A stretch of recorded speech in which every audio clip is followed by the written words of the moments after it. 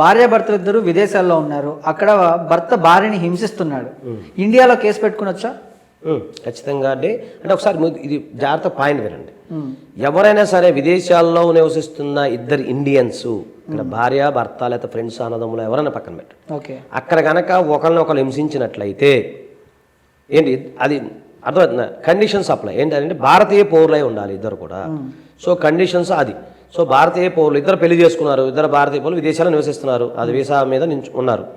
So ఆ visa మీద ఉన్నప్పుడు వాళ్ళు అక్కడ జాబ్ చేసుకుంటా ఉన్నారు. అప్పుడు భర్త కనుక రోజు తాగొచ్చి భార్యని కొడుతున్నాడు, సేమ్ మన ఇండియాలో లాగే జరుగుతుంది అనుకుందాం.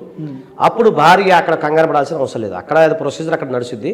ఒకవేళ కుదరదు అంటే ఆమె తరపున ఎవరైనా సరే, తండ్రి గారైనా అన్నగారైనా ఎవరైనా సరే ఆమె తరపున చక్కగా ఒక పిటిషన్ ఇక్కడ మనం పోలీస్ స్టేషన్లో కంప్లైంట్ చేసి, అలాగే భర్త సంబంధించిన వాళ్ళు ఏమైనా బంధువర్గం ఉంటే బంధువుల పైన కూడా, అంటే ఎవరైతే అమ్మ నాన్న వీళ్ళంతా జనరల్ వాళ్ళు కూడా ఉన్నారనుకోండి, వారిపైన కూడా కంప్లైంట్ ఇవ్వచ్చు.